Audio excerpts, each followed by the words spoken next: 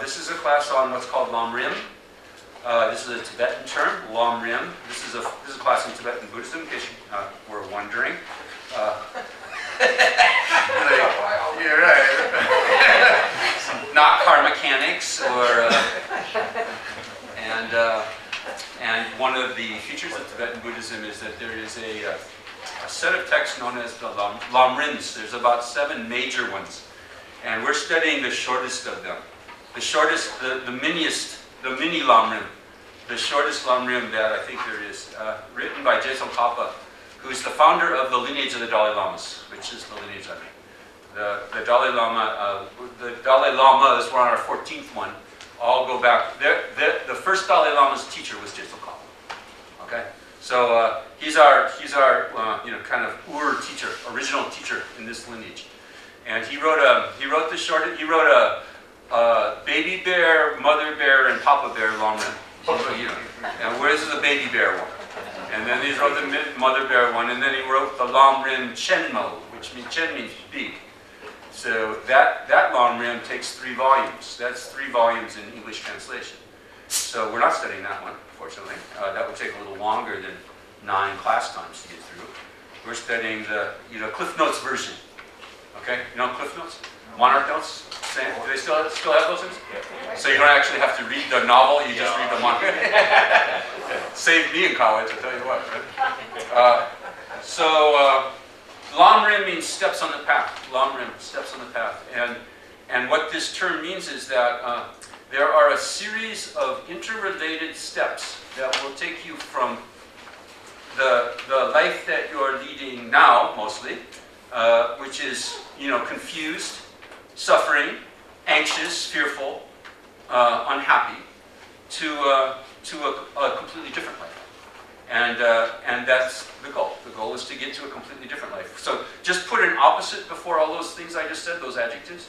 So what did I start with? Confused means you know what's what. The opposite of that was you're wise. So you're not confused anymore. What was the next adjective I was using? Huh? Fearful. Fearful, anxious. You will be completely at peace. Right? No fear. The real no fear, not the goofy no fear that they put on pickup trucks. Yeah, people who tend to put those kinds of stickers on their pickup trucks should fear. Because you never know who they are.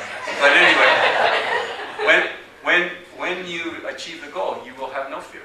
There will be no fear. There will be no confusion, there'll be no fear, there'll be no anxiety. Anxiety is just a certain kind of fear, actually. Anxiety is just fear of the future, right? Anxious about what's going to happen next. And when you reach the goal, you will have no fear like that, because you will know that everything will be fine. And there's a stage where you can get to that stage pretty quickly, actually. That's not a hard stage to get at. I mean, relatively speaking. You can get to the point where you know that everything will be fine when you start living a good life in the present. That's how to avoid anxiety about the future. If you're not living a good life in the present, you should be anxious about the future, because you're creating the causes for suffering for yourself in the present. So leading a good, strict moral life in the present is the single best antidote for anxiety about the future. Then you have nothing to worry about. Nothing, you can have trust. You can have more than trust, you can have control. It's good enough that it would be good to have trust, it would be better to have control. And control over the future is totally possible. It's what we were talking about the last time we met, and we'll talk about tonight also. Karma. Karma is controlling the future. The understanding karma is the way to control the future. So that, if you know how things are working, you just work the system in the present and garden for a good future. And then no anxiety. What was the last thing I said? The last adjective? There was another one. Yeah, we all forgot, so. But anyway, you're going to be happy. You're going to be not totally happy. That's the goal. Totally happy.